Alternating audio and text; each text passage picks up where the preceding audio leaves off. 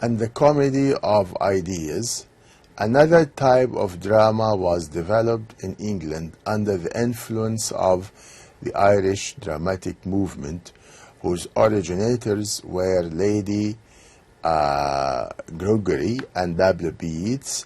The two important dramatists belonging to the movement are Synge and O'Casey.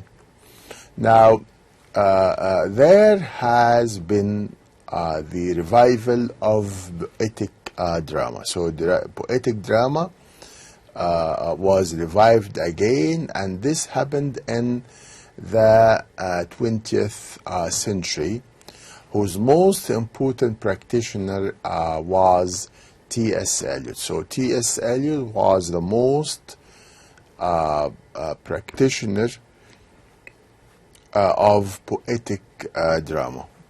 So other modern dramatists who have also written poetic plays are Christopher Fry, Stephen Phillips, and Stephen Spender.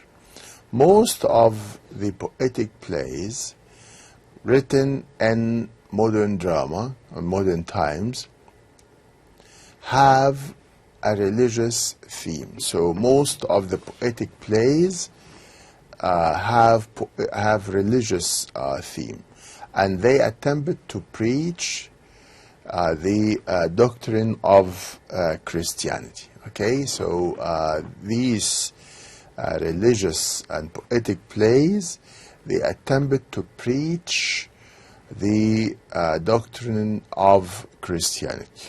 Okay, now moving, of course, to the most important writer here in this course is Henrik Ibsen.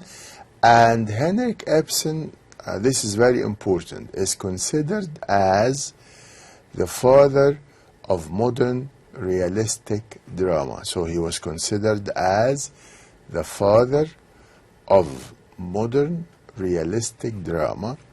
This does not mean that he started his dramatic career by representation of real life problems.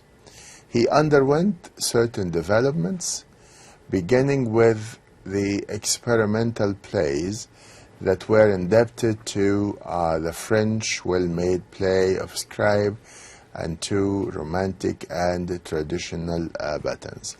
This is clear in Lady Austen, Love's Comedy, The Pretenders also.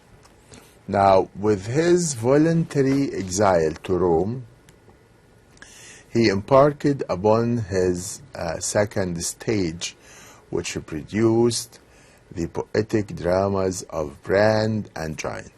With his stay in Germany, the third stage started, namely the realistic social stage, which has brought him world fame, which has resulted in the birth of a new drama, very well represented in A Doll's House, Ghosts, and Enemy of the People, The Wild Duck, and others. Now, in these plays, Ibsen treated social problems that reflect his own inner needs on the one hand, and the spirit of the age on the other. Being in advance of the latter, he did not try to adjust himself to it, but rather to adjust it to himself, to his own demands and values. Now, moving, these burning social issues were expressed in a realistic technique, which is based on the abandonment of verse in favor of everyday prose. The realistic portrayal of characters to the extent of drawing on living models, the emphasis on discussion rather than external action, and the use or rather the perfection of technical devices. Now, such as what are like the retrospective method, which gives scope to the clash of ideas, and narration rather than a presentation of events. Now,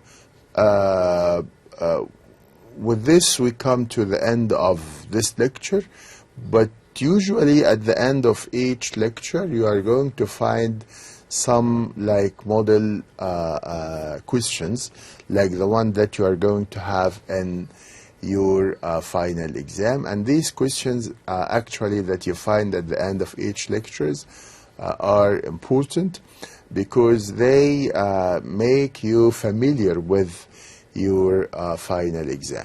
Now the first question that we have here is, after the death of Shakespeare, after the death of Shakespeare and his contemporaries, drama in England suffered what? And you have four choices: suffered success, suffered flourishing, decline, progress. So definitely the correct answer is C, because drama, as we said, suffered decline for 2 centuries after the death of Shakespeare. Now, the second question is, drama was revived in the last decade of the 16th century, 17th century, 18th century, 19th century. So the correct, of course, answer is D,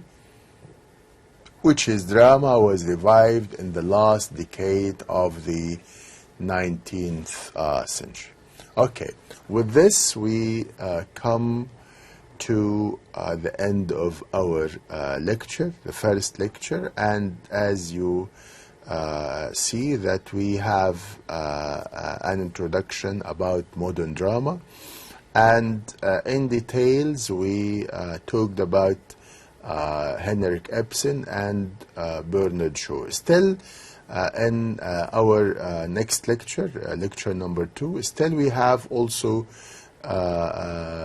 continuing the introduction about modern drama, and definitely we will have an idea about more dramatists or more writers in our second lecture, inshallah, which will come soon. Thank you very much for being with me in this lecture, and expect me soon, inshallah, to start the second lecture, or lecture number 2. Thank you very much to all of you, and keep tuned.